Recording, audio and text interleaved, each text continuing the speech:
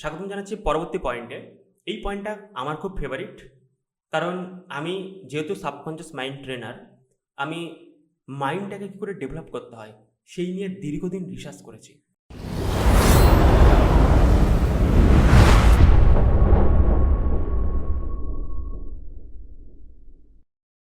প্রথমে একটা প্রশ্ন করি, তুমি তোমার ব্রেনটা কত পার্সেন্ট ব্যবহার করতে পারো? লেখো একটা খাতাতে। কি মনে হয় আমরা আমাদের ব্রেনটা কত পার্সেন্ট ব্যবহার করতে পারি?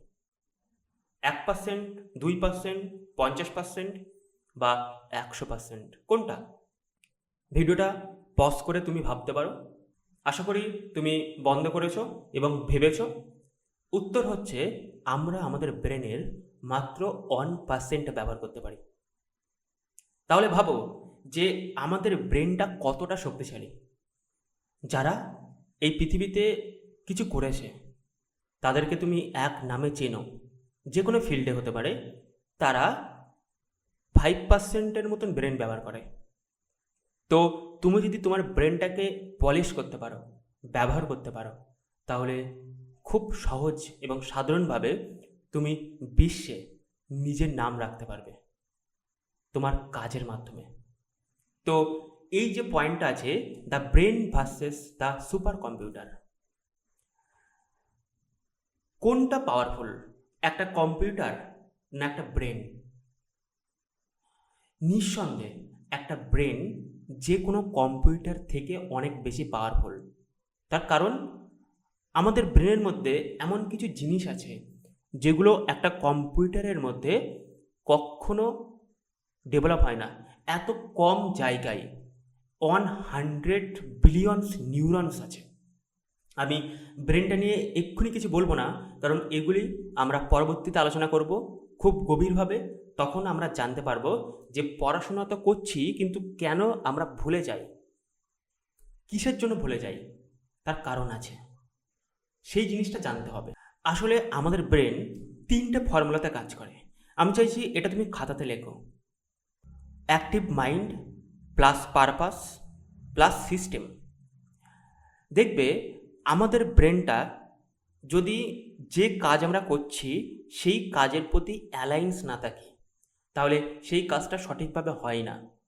তুমি এটা অনেক সময় খেয়াল করেছো, পড়তে পড়তে তোমার মাথায় অতীতের কোনো চিন্তা চলে আসে। তুমি কিন্তু পড়ছো, হয়তো জোরে জোরে রিডিং করছো, কিন্তু তুমি অন্য কিছু ভাবছো। তারপরে যখন তুমি রিয়েলাইজেশন করলে যে আমি তো পড়ছি, তখন তুমি পুনরায় ওই লাইনটা আবার পড়ো। এটা অনেক সময় তোমার ক্ষেত্রে হয়েছে। আমাদের ব্রেনটা অ্যাক্টিভ মাইন্ডে কাজ করে। যখন তুমি যে কাজটি করছো সেই কাজটি যদি অ্যাক্টিভ না থাকে, তাহলে আমরা গ্রেটভাবে করতে পারি না। ফর এক্সাম্পল, তুমি এখন পড়াশোনা করছো, পড়তে ভালো লাগে না, তুমি মেবি 10 মিনিট পড়ছো, তাই অনেক কষ্ট করে। যদি তুমি প্রথম ক্যাটাগরি ছাত্র হও, যেটা এর আগের পয়েন্টে আমি বলেছি, কিন্তু যদি বলা হয় যে আগামীকাল পরীক্ষা আছে, এটা ফাইনাল পরীক্ষা, তখন কি তুমি 10 মিনিট পড়বে? না, তখন তুমি মেবি 10 ঘন্টা পড়বে। কারণ তোমার মধ্যে ব্রেন অ্যাক্টিভ হয়ে গেছে আগামী দিনের জন্য। আর এটাই হলো পারপাস। কারণ তোমার ব্রেন একটা পারপাস পেয়েছে যে এটাকে আমাকে পূরণ করতে হবে, পরীক্ষায় অ্যাটলিস্ট পাস তো করতে হবে। তার জন্য 10 ঘন্টা হয়তো কম টাইম হয়ে যাবে। তো প্রথমে ব্রেনটাকে অ্যাক্টিভ করতে হবে। অ্যাক্টিভ করার জন্য দরকার হলো পারপাস। আর এই পারপাস এবং অ্যাক্টিভের মধ্যে যে জিনিসটা মিসিং থাকে, তার জন্য 90% ছাত্ররা ফেল করে। আমি বলবো যে 90% মানুষরা ফেল করে। সেটা হচ্ছে সিস্টেম, প্রপার সিস্টেম। আমি এই সিস্টেমটাই শেখাবো। আমার যে সিস্টেমটা আমি ডেভেলপ করেছি, এটা হচ্ছে কোয়ান্টাম এজ সিস্টেম। এটাকে লিখে রাখো।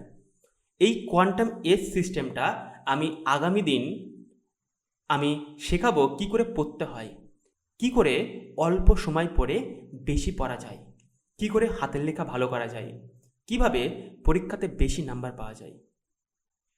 তো সেই জিনিসগুলি আমি শেখাবো সিস্টেমেটিকভাবে। এই সিস্টেমটার আমি নাম দিয়েছি কোয়ান্টাম এজ সিস্টেম। আমাদের ব্রেনটা কী করে কাজ করে সেটাকে আমি জানাবো। এবং যখন তুমি এগুলো শিখবে, তখন তুমি বুঝবে যে পড়াশুনো এত সহজ। ইয়েস, পড়াশুনো খুব সহজ, কারণ এই সিস্টেমটা আমরা জানি না। আমরা হয়তো ব্রেনটাকে অ্যাক্টিভ করতে পারি আর ব্রেনটাকে কোনো একটা পারপাসে দিতেও পারি, কিন্তু সিস্টেম না জানার জন্য আমরা ফেল হয়ে যাই। দ্বিতীয় পয়েন্ট হচ্ছে ফোকাস ভার্সেস ডিস্ট্রাকশন। আমরা মানুষ সব চাইতে উন্নত উন্নত ইন দ্য সেন্স অফ শক্তির দিক থেকে না। একটা লায়ন, একটা সিংহ আমাদের থেকে অনেক শক্তিশালী। একটা হরিণ আমাদের থেকে অনেক বেশি দ্রুত গতিতে ছুটতে পারে। একটা কুমির সে আমাদের থেকে বেশি জলের নিচে ডুব মেরে থাকতে পারে। একটা মাছ আমাদের থেকে বেশি সাঁতার কাটতে পারে। একটা বাদর সে গাছে খুব সহজে উঠতে পারে। তবুও মানুষ কেন গ্রেট? তার কারণ হচ্ছে মানুষের ব্রেন ডেভেলপ হয়ে গেছে। এই ব্রেনটা কোনো প্রাণীর হয়নি। তার জন্য এই মানুষ প্রত্যেকটা পশুকে তারা বন্দি করতে পারে। তো যেহেতু ব্রেন ডেভেলপ হয়েছে, ব্রেন উন্নত হয়ে গেছে, কিন্তু এই ব্রেনটা একটা ফল্ট আছে। এই ফল্ট হচ্ছে আমরা আমাদের ব্রেনকে মাত্র একটা কাজে ফোকাস দিতে পারি, একই সঙ্গে দুটো কাজ করতে পারি না। তুমি যদি ভাবো আমি আমি না ফোন দেখতে দেখতে আমি খাবো, তুমি যখন ফোন দেখতে দেখতে খাচ্ছ তখন একটা কাজ একই সঙ্গে ঘটছে। তুমি যে খাওয়ার প্রসেসটা চলছে সেই প্রসেসটা কিন্তু বেটার হইতে চলছে না।